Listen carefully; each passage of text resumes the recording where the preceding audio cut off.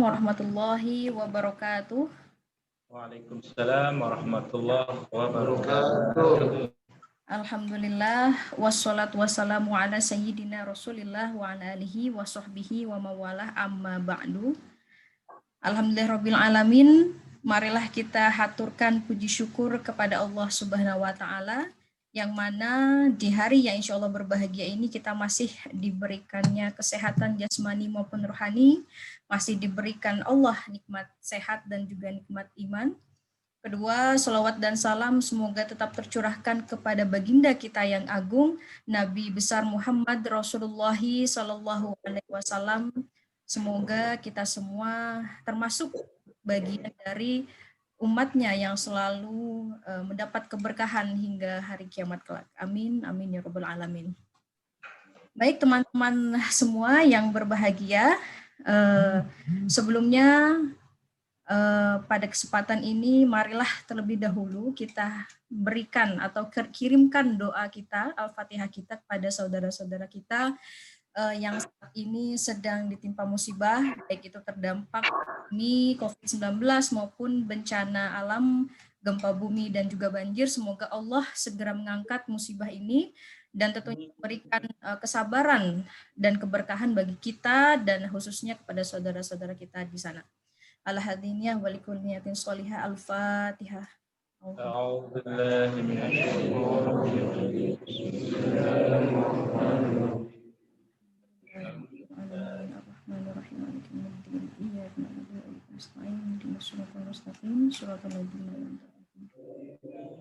Amin amin ya rabbal alamin.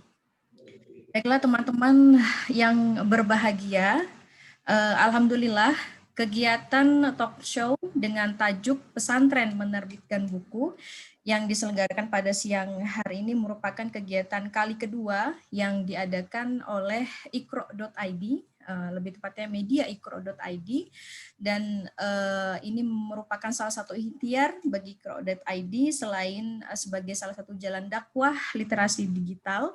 Ini juga menjadi salah satu ikhtiar bagi iqro.id untuk mengabarkan kebaikan di pesantren-pesantren di Indonesia, menggali banyak sekali inspirasi dari pesantren-pesantren Indonesia, dan tentunya juga sebagai langkah menguatkan gerakan literasi yang dilakukan oleh pesantren-pesantren Indonesia. Nah, alhamdulillah talk show minggu ini akan diisi oleh narasumber kita yang sudah hadir di ruang Zoom ya tentunya, yaitu Kiai Bapak Dr. Kiai Haji Munawar M. Ali. Assalamualaikum Pak Kiai Munawar. Waalaikumsalam warahmatullahi wabarakatuh. Ya, semoga selalu dalam keadaan sehat Pak Yai. Alhamdulillah sehat semua kami. Alhamdulillah, begitu pula dengan santri-santrinya. Amin, amin robbal alamin. Nah teman-teman semua, tentunya kegiatan ini disiarkan secara live streaming melalui Facebook iqro.id ya. Nah, alhamdulillah teman-teman, Pak Kiai Munawar M. Ali merupakan salah satu pengasuh Pondok Pesantren Kampung Al-Quran daerah Pamijahan Bogor, Jawa Barat. Dan pondok pesantren ini menjadi salah satu pondok pesantren yang juga menggiatkan literasi dan sudah menerbitkan buku-buku. Nah, kabarnya sudah ada 8 buku ya Pak Yaya yang sudah diterbitkan.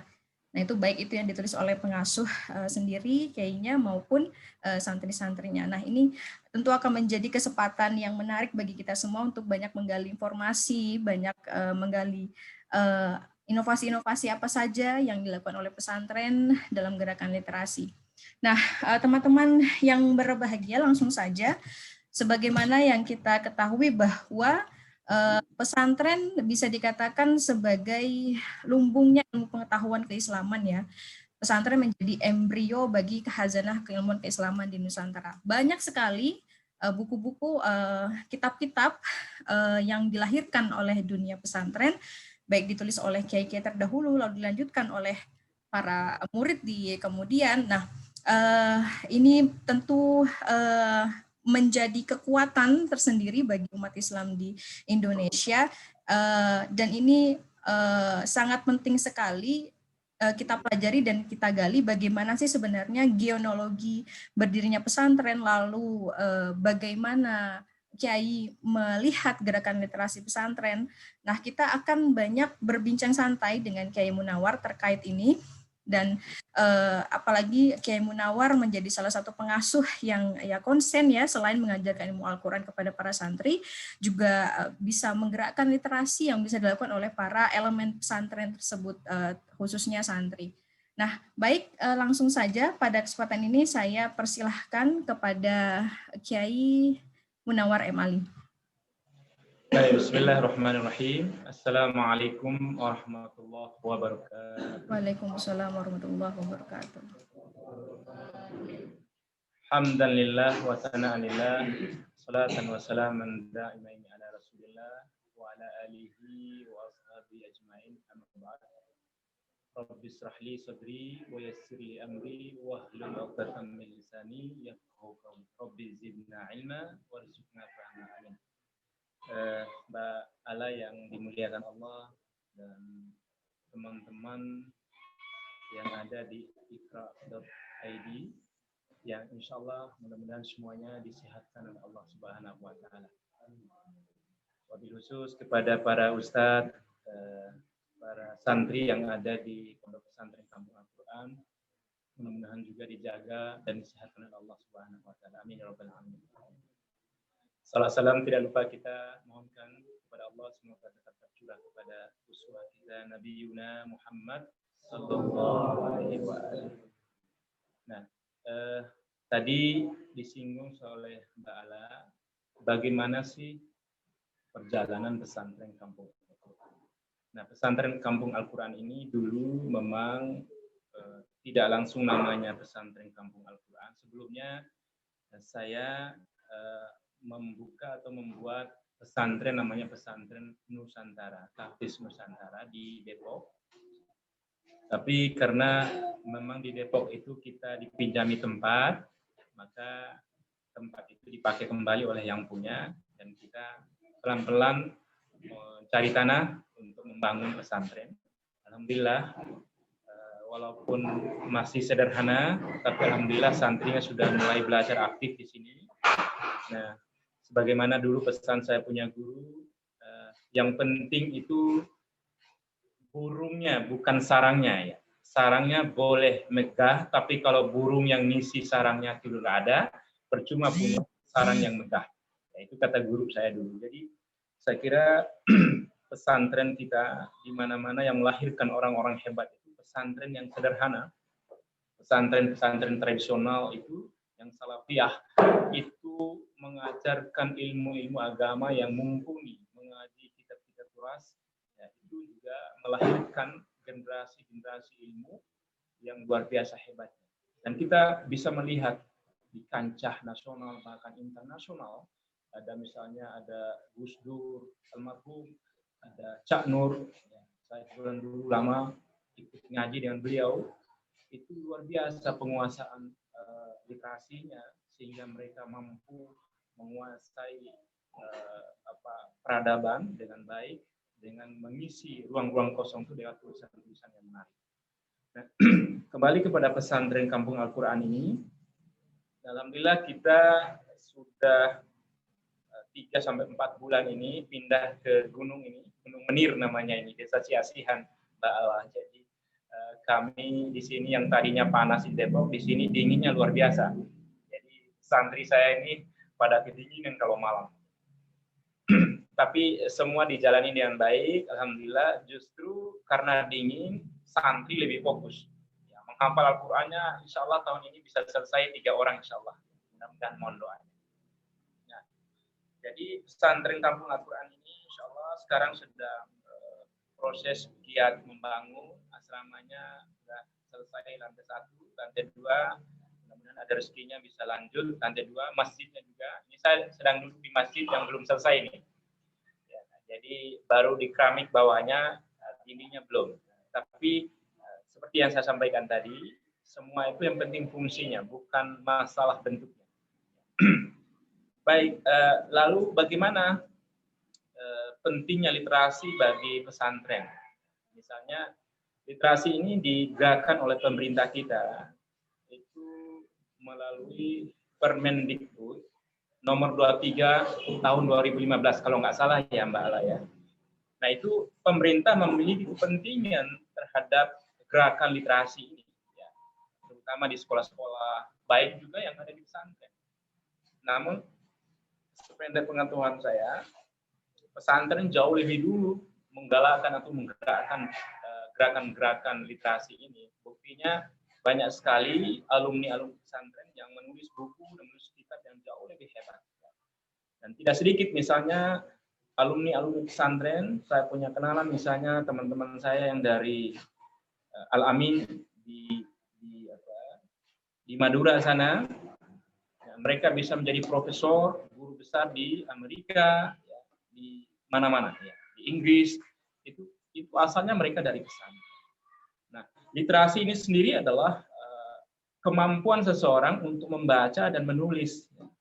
Itu kan literasi, ya. Jadi saya kira santri kita itu sudah sejak dulu sudah diajarkan bagaimana membaca. Tentu untuk bisa menulis harus memiliki kemampuan membaca. Nah, saya kira pesantren memiliki tradisi yang luar biasa bagus, membudayakan kepada santrinya untuk membaca kitab-kitab turas dan juga menguasai ilmu-ilmu alatnya, sehingga mereka itu bisa mendapatkan informasi-informasi yang jauh lebih luas ketimbang orang yang tidak duduk di pesantren. Saya kira itu. Jadi literasi ini sangat penting sehingga pesantren menjadi berada di garda terdepan kalau berbicara tentang literasi keislaman atau literasi apapun, karena mereka memiliki tradisi dan kebiasaan. Nah, lalu bagaimana yang harus kita lakukan kepada santri ataupun anak didik kita? Saya kira literasi ini tidak hanya membangun kecerdasan kognitif, ya, kepintaran logika, kepintaran berpikir santri kita. Jauh lebih daripada itu, yang lebih pokok adalah bagaimana kita membangun budaya membacanya, budaya menulisnya. Jadi lebih daripada kecerdasan otaknya saja, logikanya ataupun kognitifnya, tapi bagaimana dia memiliki kecerdasan psikomotorik, ya, yaitu membaca dan menulis sesuatu yang dia pahami, yang dia pernah dengar dan yang pernah dia lihat, yang pernah dia lakukan penelitian, kemudian dia angkat dalam sebuah penulisan.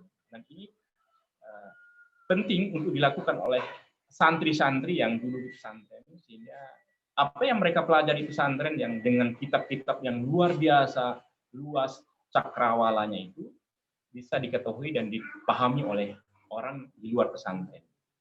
Saya kira itu pentingnya literasi bagi para santri kita. Untuk sementara mungkin begitu ya.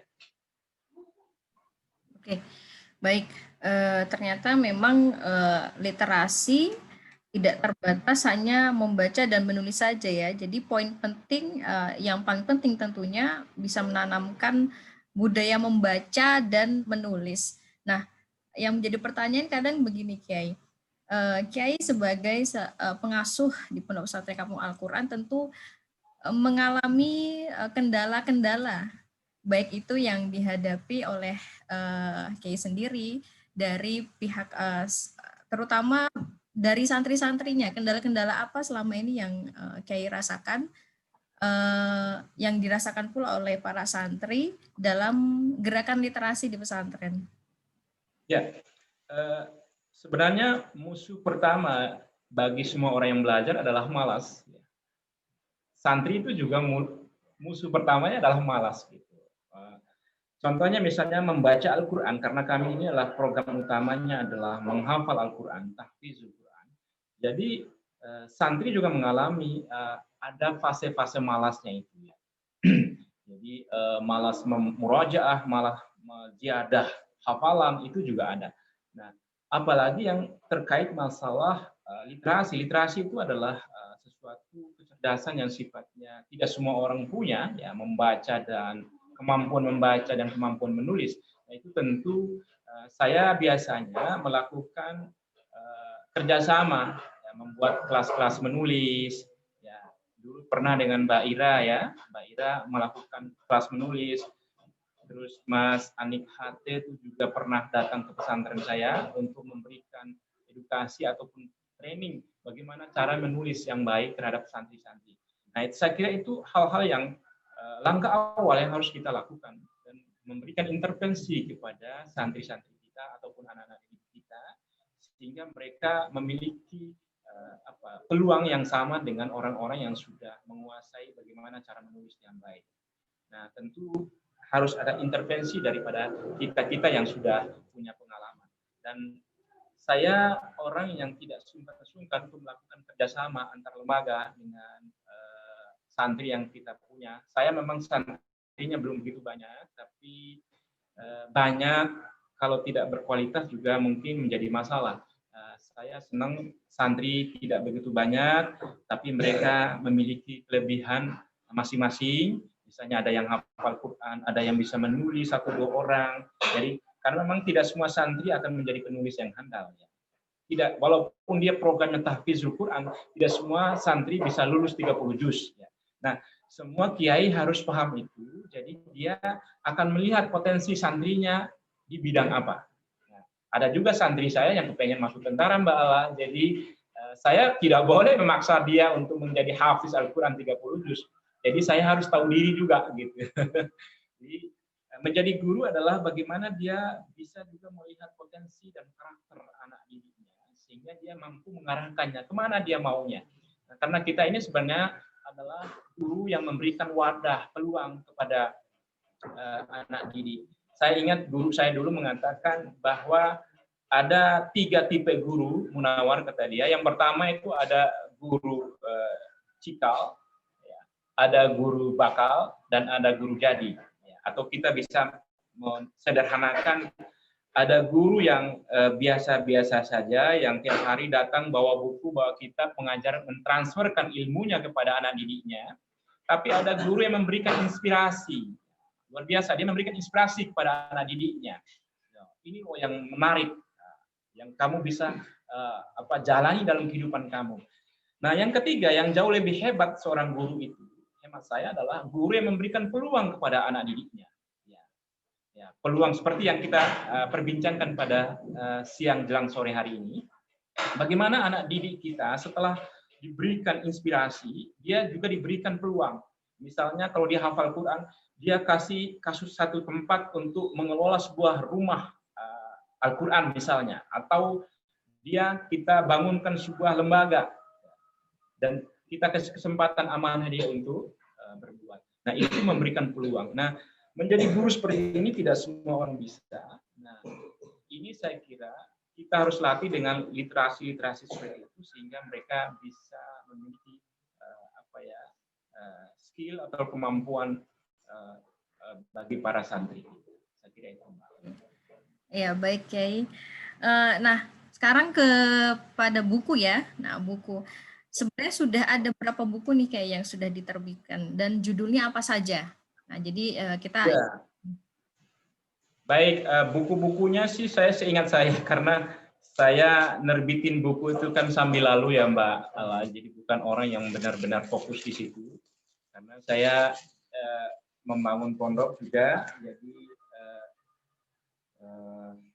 kalau saya lagi waktunya banyak, ya saya ikutan nulis. Nah, ini buku yang terakhir yang saya bikin. Ini judulnya Membangun Akhlak Generasi Milenial. Ya. Nanti saya titip ya ke Mbak Ira ya, buat Ikra ID. Siap-siap.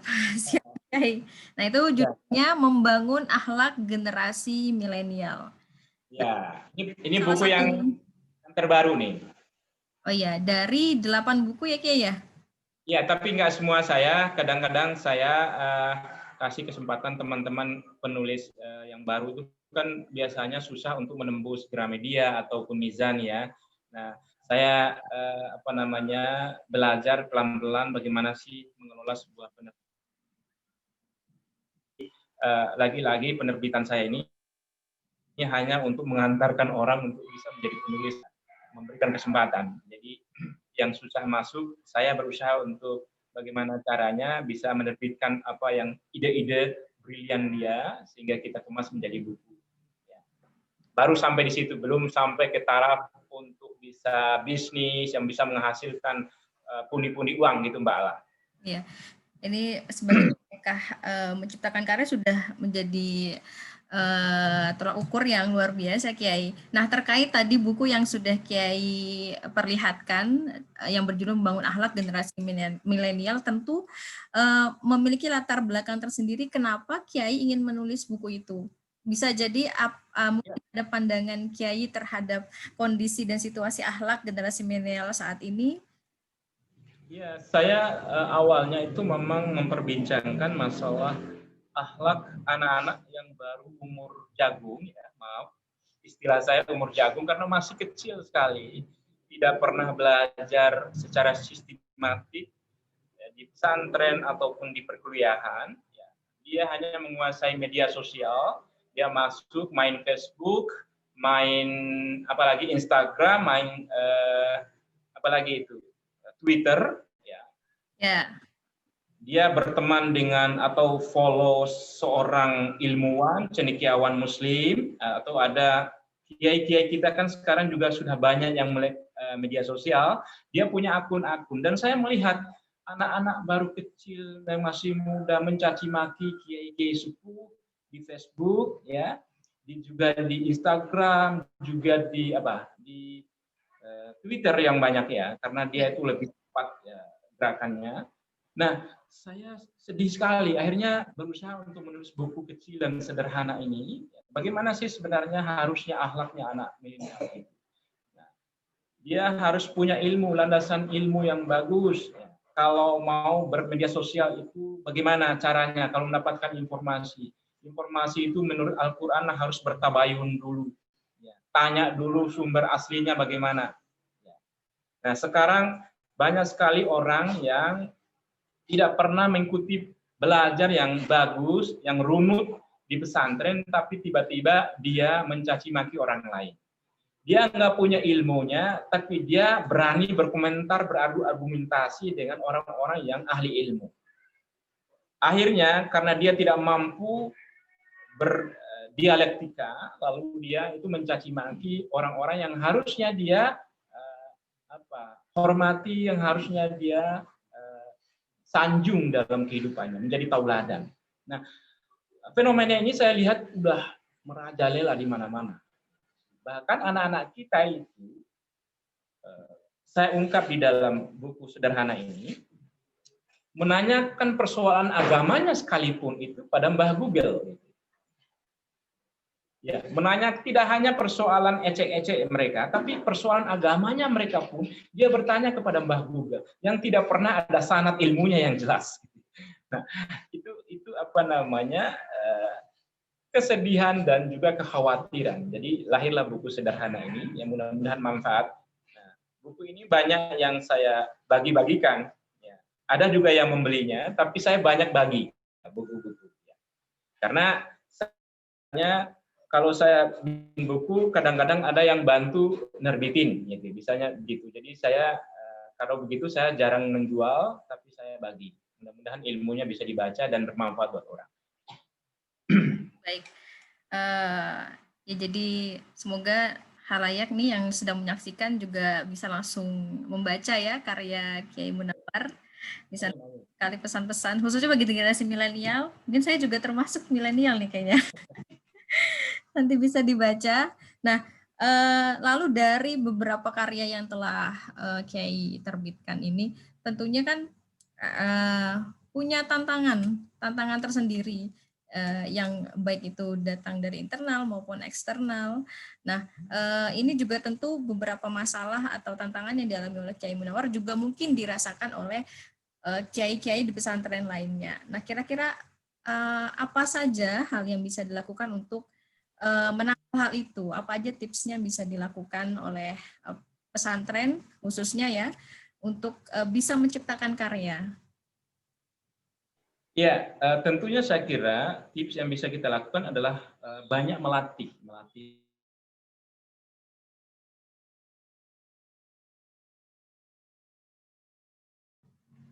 Halo? Luar biasa banyaknya. Ya. Demikian karena ada kiai, ajengan, ataupun pengasuh pondok itu yang tidak mau membuka diri kepada dunia luar. Dia berusaha untuk mencoba menjaga jarak, ya. Mungkin karena dia tidak mau terpolarisasi dengan pikiran-pikiran dari luar. Itu sah-sah saja, tapi saya kira dunia kita sekarang ini sudah berkembang yang jauh pesat.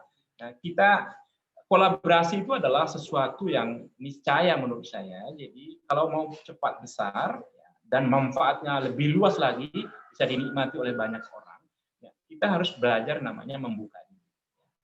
Kerjasama, bagaimana misalnya kiai-kiai ataupun guru-guru kita zaman dulu, misalnya Syekh Nawawi Al-Bantani mampu menulis kitab 107 kitab atau 117 kitab, walaupun banyak syarahnya itu ya. Beliau luar biasa pada saat itu dan menjadi rujukan banyak orang. Nah, guru beliau itu saya masih ingat betul, ada dari kampung saya, gurunya Syekh Nawawi Al-Bantani namanya Syekh Abdul Ghani Al-Bimawi. Itu juga banyak menulis kitab-kitab, walaupun tidak begitu banyak di publish ya.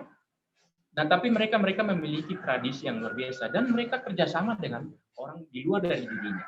Nah, saya kira kunci untuk bisa kita besar dan bisa mempengaruhi para santri kita, banyak-banyak menghadirkan orang di dalam pesantren kita, tentu untuk hal-hal yang sifatnya tambahan ya, ilmu tambahan ya. Jadi kan tidak salah kalau kita mengadakan pelatihan menulis, pelatihan leadership atau kepemimpinan, itu hal-hal yang saya kira perlu kita lakukan untuk pesantren yang masih skalanya kecil seperti saya ini, harus banyak membuka diri dan bekerja sama dengan pihak lain. Mudah-mudahan juga nanti Iqra ID bisa juga membantu saya untuk melatih anak-anak gitu, karena di sini banyak penulis yang hebat ya. Iya, iya. Mudah-mudahan Kiai semoga pandemi segera berakhir dan kita sowan ke pondok pesantrennya Kiai Munawar.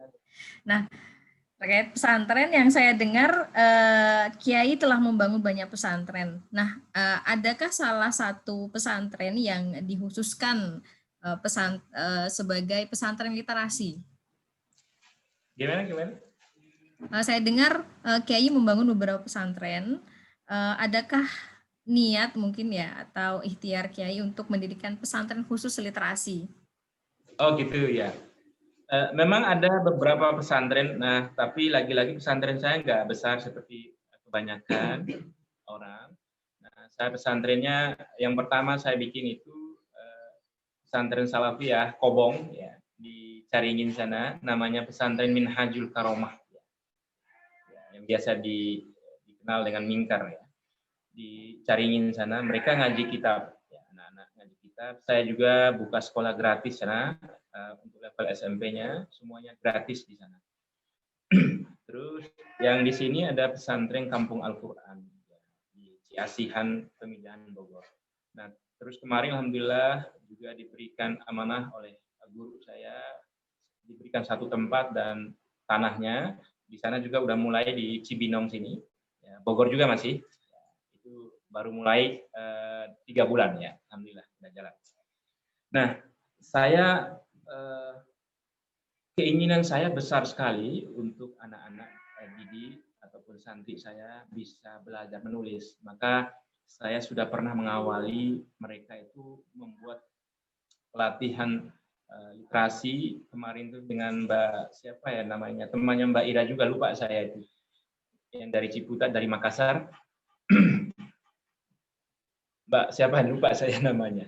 Nah, terus pelatihan-pelatihan atau kelas-kelas menulis ini mungkin insya Allah saya akan coba agendakan juga dalam waktu tidak lama lagi untuk memulai kembali, karena ini kita baru pindah, jadi insya Allah bisa lebih fokus di sini belajar. Insya Allah saya memang punya niatan besar untuk menjadikan pesantren Kampung Al-Quran ini tidak hanya menghafal Al-Quran, tapi dia juga melahirkan santri-santri yang memiliki keahlian dalam menulis ya. Karena mereka juga belajar selain menghafal Quran, mereka juga belajar kitab kuning di sini, sehingga bisa menjadi referensi bagi mereka untuk bisa lanjut kepada bagaimana proses penulisannya. Saya kira itu, Mbak. Ya baik. Nah, sosok Kiai Munawar merupakan sosok yang menurut kami luar biasa ya, membangun pesantren meskipun dari kecil, yang mudah-mudahan kita doakan bisa menjadi besar dan sesuai dengan harapan Kiai Munawar. Nah, jadi sebenarnya yang membentuk kepribadian Kiai Munawar maupun sosok yang motivasi Kiai Munawar untuk selalu melakukan perubahan-perubahan dan kebaikan serta bermanfaat bagi orang banyak itu siapa, dan kenapa Kiai Munawar konsen untuk bisa menyebarkan kebaikan kepada orang di sekitar dengan cara mendirikan pesantren khusus, menggerakkan literasi dan sebagainya. Baik, kalau ditanya sosok yang menjadi panutan saya, tentu ayah saya almarhum Haji Muhammad Ali Ismail. Allahyarham. Beliau itu adalah seorang guru yang hemat saya di kampung sana di Bima. Dalam perjalanan waktu dia mengajar itu banyak sekali pakai sepeda ontelnya ke gunung-gunung untuk mengajar dan tidak dibayar zaman itu ya. Dan saya tahu persis dia itu mengajar sampai ke pulau-pulau terdalam untuk mengajarkan sholat, mengajarkan Al-Quran, mengajarkan fikih bagi orang-orang yang belum begitu paham tentang Islam pada saat itu ya. Saya ingat karena saya lahir, beliau masih, saya lahir tahun 74, dia masih giat-giatnya mengajar.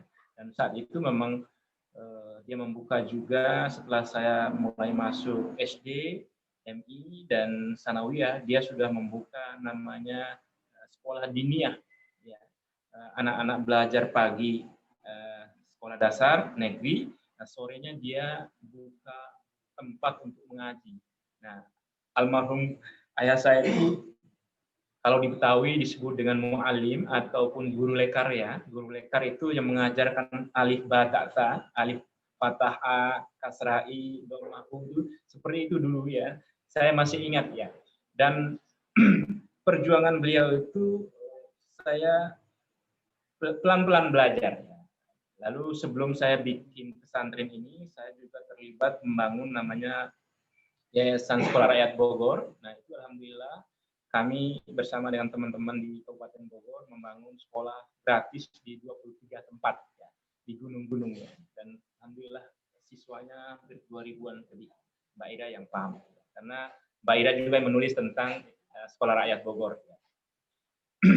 Nah, guru saya, nah orang nomor 2 yang mencoba menarik saya untuk hal-hal seperti ini selain daripada almarhum ayah saya, ada orang guru saya almarhum, guru saya sudah meninggal juga. Nah, saya tidak tahu Allah itu, jadi ketika ayah saya meninggal, guru pun ngikut. Ketika ibu saya meninggal, guru saya yang satu lagi meninggal. Jadi ujian. Nah, guru saya yang tadi saya bilang itu namanya Pak Kusnendi, yang saya bangga betul karena saya ditemukan oleh Allah dengan beliau almarhum. Mudah-mudahan Allah merahmatinya di alam kuburnya. Nah, beliau lah yang mengajak saya pertama kali, kamu itu kan orang Al-Quran Munawar, dia bilang ke saya. Kenapa kamu tidak membangun pesantren? Akhirnya saya bertanya ke beliau, bagaimana mungkin saya bangun pesantren? Orang makan minum santri itu kan susah, Kiai. Saya bilang. Bangunnya juga pakai uang, itu urusan saya, kata dia. Padahal dia nggak punya kerjaan. Jadi seorang Kiai itu begitu. Jadi dia bilang ke saya, biarkan saya yang berdoa kepada Allah, yang saya minta kepada Allah, dia bilang. Lalu benar saya menjalankan, ternyata memang makan minum santri selalu ada, nggak pernah nggak ada. Nah dari situlah saya mulai bikin sekitar 6-7 tahun yang lalu, bikin pesantren namanya Minhajul Karomah yang di Caringin Bogor. Lalu kemudian setelah itu saya sampai sekarang terus bekerja untuk ya memberi peluang lah saya kira, karena banyak sekali orang yang tidak mendapatkan akses pendidikan, Mbak Ala. Orang yang tidak mendapatkan akses pendidikan ini banyak sekali di Indonesia. Kalau merefer kepada penelitian-penelitian, baik daripada Diknas itu sendiri, ya hampir 1,5 sampai 2 juta anak putus sekolah di Indonesia. Umur sekolah ya, wajar di kelas 9 tahun itu. Jadi mereka banyak yang tidak sekolah. Nah, saya kira dengan adanya pesantren walaupun kecil-kecilan, tapi memberikan peluang bagi mereka agar bisa punya masa depan. Ya. Yang kita ingin capai dalam hidup ini kan masa depan. Jadi anak-anak itu harus punya mimpi. Ya, saya suka bilang dulu bahwa bermimpi itu tidak bayar. Saking gampangnya mimpi itu. Tidak ada mimpi yang bayar. Nah, saya selalu memotivasi anak-anak saya bahwa mimpi itu tidak dibayar. Jangan pernah takut bermimpi. Nah, oleh karena itu mereka banyak yang belajar, alhamdulillah, banyak juga yang sudah jadi mereka belajar itu alhamdulillah pelan-pelan, dan itu untuk mereka, bukan untuk seorang gurunya. Kalau santri menjadi orang itu bukan untuk kiainya, bukan untuk ustadznya, tapi untuk diri mereka sendiri. Nah, hal-hal seperti ini harus kita tanamkan, dan kita banyak sekali anak-anak yang nggak mampu dari daerah-daerah, terutama daerah saya yang dari kampung yang jauh sana di Bima, Dompu, sana NTB, itu daerah terbelakang, ya, perlu juga kita memberikan peluang. Dan alhamdulillah anak-anak ini bagus-bagus, mereka udah ada yang hampir selesai 30 juz. Nah, santri saya ini banyak juga yang kuliah, udah belasan orang yang kuliah. Di UIN ada sekitar 3 orang, di PT IKI ada sekitar 6 orang. Ini tahun ini kemungkinan akan masuk di Al-Hikmah, juga ada di Mampang, Jakarta Selatan ada. Ada juga yang ke Turki. Semua itu tidak belajar sekolah formal, mereka belajar paket ABC. Jadi saya tidak pernah ragu kepada anak-anak saya ini. Saya tidak pernah ragu dan bangga kepada mereka. Ya, walaupun saya cerewet, tapi insya Allah 10-15 tahun ke depan mereka pasti akan menjadi orang, insya Allah. Begitu. Amin, amin ya robbal alamin. Wah, luar biasa ya tadi cerita yang dipaparkan oleh Kiai Munawar, berangkat dari 2 sosok yang melatar belakangi keinginannya untuk bermanfaat bagi orang banyak, dan ternyata betul Kiai ya. Jadi banyak juga tokoh-tokoh yang lahir di Indonesia, kiai-kiai yang lahir yang memang tidak berlatar belakang terah dari atas gitu. Jadi semua itu gratis untuk bermimpi. Tidak ada yang menghalangi, mau anak presiden, mau anak buruh atau petani dan sebagainya. Kita tidak tahu kelak mereka akan menjadi apa, dan tentu Kiai Munawar memiliki harapan besar bagi para santrinya. Sampai tadi ternyata sudah ada yang ke Turki ya. Ya.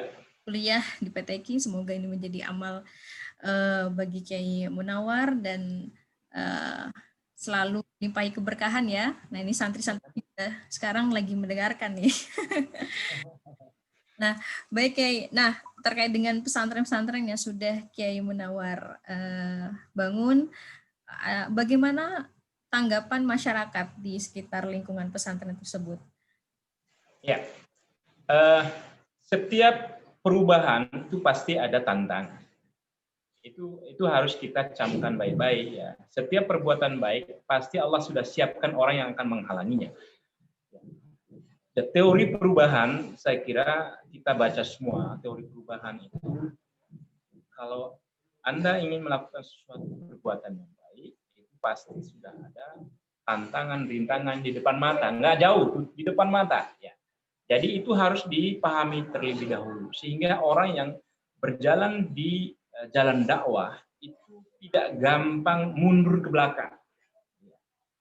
Karena dakwah itu tidak seperti orang bekerja di perusahaan. Ya. Kalau kiai kan nggak punya gaji dari seorang bos. Ya. Dia bekerja langsung kepada Tuhannya, kan begitu. Ya. Walaupun ada juga orang yang membangun pesantren untuk gaya mewah-mewah itu ya, dan mendapatkan penghasilan yang besar itu. Nah, mudah-mudahan saya tidak seperti itu, insya Allah. Nah, saya kira rintangan dan tantangan itu pasti ada. Saya ingat guru saya dulu mengatakan kepada saya, kalau kamu orang yang berilmu, nah itu kamu ingin berbuat baik, Allah sudah menyiapkan 100 bahkan 1000 orang yang alim yang akan menghalang-halanginya. Jadi bukan orang bodoh lagi yang memfitnah kita, tapi orang yang juga yang punya ilmu. Gitu. Jadi lawannya orang-orang yang punya ilmu tentu selevel gitu ya. Tidak mungkin orang yang bodoh akan memfitnah orang yang alim. Jadi oleh karena itu seorang yang bergerak di bidang dakwah itu harus benar-benar memiliki keteguhan hati, ya. Kesabaran, mental yang baja, itu penting itu. Kalau tanpa itu, saya kira tidak ada cerita, tidak ada historinya, success story-nya nggak punya. Ya. Jadi kalau orang yang nggak pernah punya kesabaran, mentalnya kuat, terus juga fighting spirit-nya ada, itu nggak bisa, nggak akan pernah. Mbak Ella nggak akan pernah ada cerita. Mbak Ella akan ditanya wartawan. Kalau Mbak Ella baru 1 tahun pertama, Mbak Ella mundur. Ya, jadi saya suka ditanya wartawan ketika bikin sekolah rakyat dulu, ditanya apa yang membuat Anda seperti ini.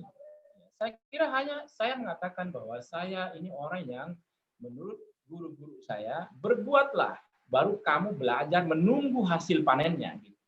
Jadi jangan pernah bermimpi kamu ingin memanen padi kalau kamu tidak pernah menanamnya. Jadi pesantren adalah bahasa pengibaratnya adalah pendidikan, pembenihan calon-calon ilmuwan. Jadi kita sebagai orang yang memiliki inisiasi atau mempeloporinya itu juga harus memiliki kesungguhan dan juga ketabahan dan kesabaran yang lebih besar. In tansurullaha yansurkum wa yutsabbit aqdamakum. Itu saya kira modal yang penting bagi siapapun yang ingin berada di jalan dakwah. Kalau dia benar menjalankan, menolong agama Allah, pasti Allah akan menolong dia dan akan memperkokoh pijakan kakinya. Nah, saya kira ini motivasi langsung dari Tuhan bagi siapapun yang ingin bergerak dalam bidang dakwah. Nah, tanpa itu saya kira kita tidak akan bisa. Pasti banyak orang yang menutup pondok karena ya, setengah-setengah mungkin. Mohon maaf ya. Jadi ya, kalau kita berbuat, apalagi berjalan dakwah, itu kalau setengah-setengah biasanya orang akan melihatnya. Dan masyarakat itu harus kita dekati. Dan itu fungsinya pesantren. Walaupun sudah didekati Mbak Ala, tapi dimusuhi, iya pasti. Difitnah, iya. Karena tadi sudah dikatakan bahwa membawa perubahan itu tidak gampang. Rasulullah itu ketika dia berbuat baik kepada banyak orang yang mengacungkan jempol. Tapi ketika dia melarang orang berbuat yang tidak baik, mulai dia dicaci maki, bahkan dimusuhi oleh banyak orang. Nah, saya kira sama seorang rasul dengan seorang pendakwah, pengajak kepada penyuruh kebaikan itu sama, cuman skalanya saja yang beda dengan Rasulullah. Ya. Musuhnya Rasulullah adalah Abu Jahal dan Abu Lahab. Yang Munawar tidak sekelas Abu Jahal lah. Pasti apa levelnya ataupun kadarnya itu rendah lah, karena saya orang kecil. Jadi kira-kira seperti itu. Nah, maksud saya adalah semua orang yang bergerak melakukan perubahan terhadap masyarakatnya pasti akan mengalami tantangan dan cobaan. Nah, persoalannya sekarang adalah dia mau terus jalan atau mundur ke belakang. Kalau guru saya bilang, kalau kamu mundur, Munawar, kamu akan hancur lebur. Nggak ada pilihan lain, saya harus jalan terus, ya apapun resikonya kita harus tetap, karena ini tugasnya seperti itu yang diamanahkan oleh para guru dan lain sebagainya. Jadi kita harus menjalankan amanah yang baik. Saya kira itu Mbak Ala. Baik, ya benar sekali kayak Munawar. Jadi kita juga dalam melakukan langkah pertama, tentunya memang tidak harus menuntut untuk sempurna ya. Jadi dalam perjalanannya pasti ada saja kerikil, bahkan mungkin sampai sekarang kayak Munawar masih mengalami hal itu. Jalan saja, tetap istiqomah dengan tekad kuat, minta ridho Allah. Insya Allah dimudahkan semuanya. Amin. Nah, caci maki itu bumbu Mbak, caci maki itu bumbu, difitnah orang itu bumbu. Iya betul. Saya ingat dulu tuh dikasih tahu kalau kamu difitnah, dicaci maki, berarti tandanya kamu berada pada track yang benar, jalan yang benar. Kalau kamu orang yang biasa-biasa saja, berarti kamu itu orang yang biasa-biasa saja, nggak dianggap oleh banyak orang. Siap. Ini dalam segala lini apa yang sudah disampaikan oleh Kiai Munawar, menurut saya ngena sih, bahasa milenialnya ngena lah. Ngena karena ini bisa berlaku tidak hanya di lingkungan pesantren, tapi dalam segala lini ya, baik itu saat kita belajar di pendidikan kita, bersosialisasi dengan masyarakat, dan lain sebagainya. Nah, Kiai Munawar, ini untuk yang terakhir, apa harapan besar Kiai Munawar, terutama bagi pesantren-pesantren agar bisa menggerakkan gerakan literasinya di Indonesia? Ya, yang pertama saya kira para pimpinan-pimpinan pesantren memang harus memiliki pemahaman akan pentingnya literasi.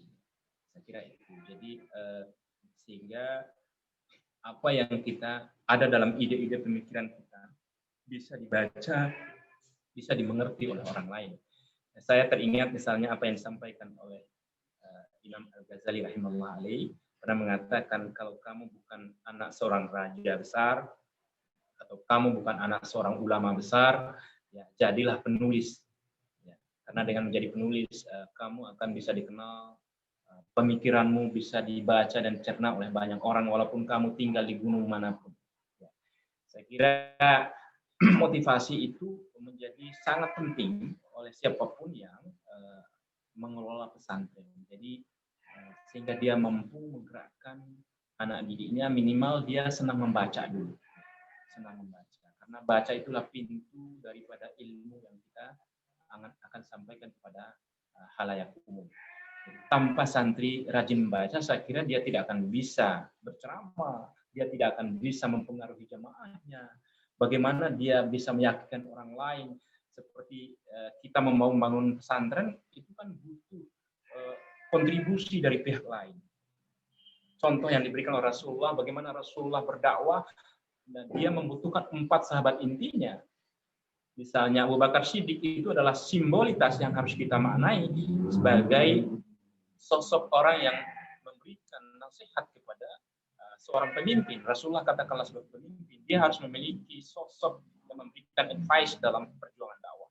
Yang kedua adalah Umar bin Khattab. Seorang pemimpin itu harus memiliki kawan yang jawara, yaitu militer dia harus punya pegang, yang mengamankan perjalanan dakwahnya. Yang ketiga itu adalah seorang Utsman bin Affan, seorang yang arsitektur negara. Dia harus memiliki orang yang cerdas. Yang keempat itu adalah memiliki anak muda yang cerdas dan pemberani. Nah, cendekiawan muda itu penting. Nah, maka lahirlah dari santri-santri ini seperti Ali bin Abi Thalib yang lain. Saya kira itu. Jadi pesantren menjadi garda terdepan melahirkan cendekiawan muda di era seperti yang kita alami sekarang.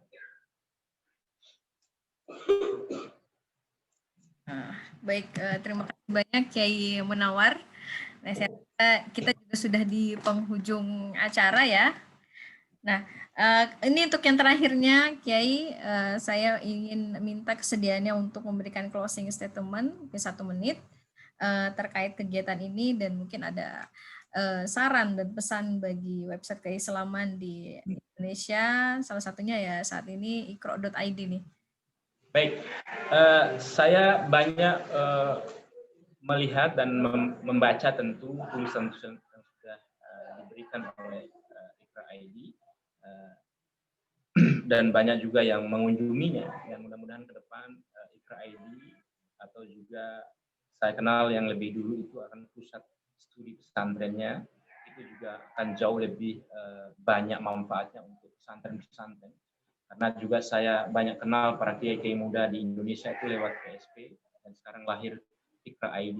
Nah, mudah-mudahan lewat iqra.id ini bisa roadshow misalnya ke pesantren-pesantren yang baru berkembang itu, diberikan edukasi bagaimana cara menulis yang baik sehingga santri juga bisa melek literasi dan sebagainya.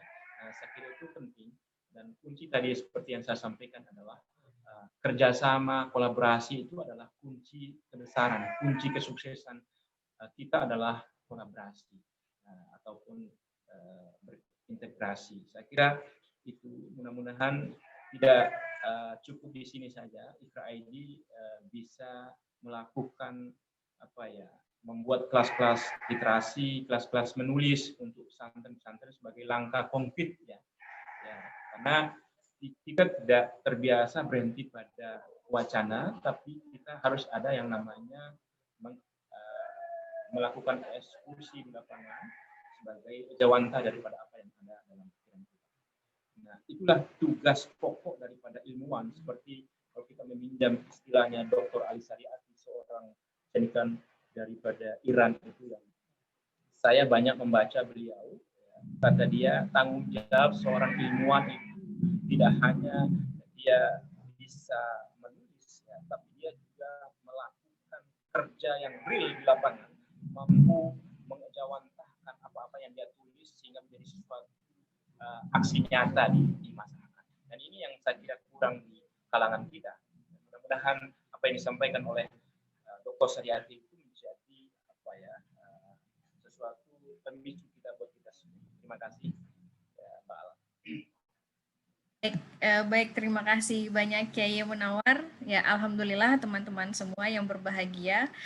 Kita sudah di penghujung waktu ya. Luar biasa sekali, tadi kurang lebih 1 jam kita sudah banyak berbincang, diberikan dorongan oleh Kiai Munawar, terutama terkait dengan pemberdayaan dunia pesantren, lalu gerakan literasi pesantren, dan saya pribadi, karena saking banyaknya motivasi yang beliau paparkan, mungkin saya tidak bisa menyebutkan satu-satu, tapi yang saya perhatikan ya, saya beranggapan bahwa Kiai Munawar ini sudah bisa dikatakan menjadi salah satu tokoh di Indonesia sebagai motor penggerak gerakan pemberdayaan pesantren yang tentu bisa kita teladani aktivitas-aktivitasnya, gerakan-gerakan inovasinya yang konsen terhadap perubahan-perubahan ke arah yang lebih baik, khususnya perubahan untuk para santrinya dan masyarakat di lingkungan sekitarnya. Ya, terima kasih banyak Kiai Munawar, dan salam saya dan tim Ikro tentunya. Oh ya, saya lupa ya, ini juga terselenggara sukses berkat tim media Ikro.id. Ada Mas Ahmad Ubaidillah selaku founder Ikro.id, dan juga Mbak Ira Deaini selaku pemimpin redaksi Ikro.id. Semoga kita semua selalu diberikan kesehatan ya. Salam juga untuk para santri Kiai Munawar yang saat ini sedang menyaksikan. Terima kasih. Ya. Salam hormat juga untuk Kiai Ubed ya. Mudah-mudahan cepat sehat. Amin, amin ya rabbal alamin. Baiklah, nanti setelah ditutup izinkan saya menampilkan profil ikro.id ya, Kiai ya. Ya, baik. Ya, baik. Baiklah teman-teman semua, marilah kita tutup kegiatan ini dengan membaca hamdalah. Alhamdulillahirabbil alamin. Baiklah, saya selaku moderator meminta maaf apabila ada kesalahan dalam berucap. Wallahul muwaffiq ila aqwamit thoriq. Wassalamualaikum warahmatullahi wabarakatuh. Waalaikumsalam. Kan profil ikro.id.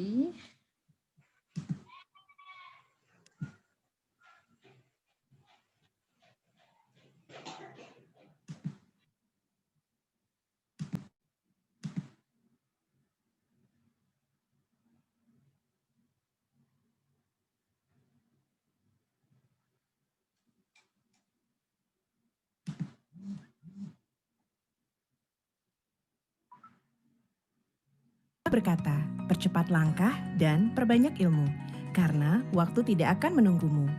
Dan ilmu itu ada di mana-mana kalau kita bersedia mendengar dan membaca. Kalau kamu ingin mencari alternatif referensi bacaan, kenalan yuk sama ikro.id. Ikro.id adalah sebuah media online yang lahir tahun 2018, mengusung tema-tema seputar keislaman, kebudayaan, sastra, filsafat, perjalanan, dan isu-isu mutakhir lainnya yang diracik secara apik dan mendidik. Ikro.id bertujuan untuk menyemarakan literasi digital dengan menyemaikan nilai-nilai damai, toleransi, keadilan, dan keadaban. Dengan tulisan-tulisan yang diterbitkan, pembaca diajak untuk memperkaya perspektif, merayakan keragaman, dan berpikir kritis tapi bertanggung jawab, serta mengikis hoaks dan ujaran kebencian. Rubrik-rubrik yang dihadirkan juga pasti akan memperkaya hasanah keilmuan kita. Dari mulai rubrik tentang perempuan, reportase, kiroah, teladan, milenial, sastra, resensi, traveling atau ziarah, dan keluarga. Untuk kalian yang juga hobi menulis, ikro.id sangat terbuka jika kalian ingin berkontribusi mengirimkan artikel-artikel karya tulis kalian. Jadi, untuk kalian generasi X, milenial, bahkan generasi alpha, mari budayakan membaca bersama ikro.id. Karena bersama ikro.id, kita tercipta untuk membaca.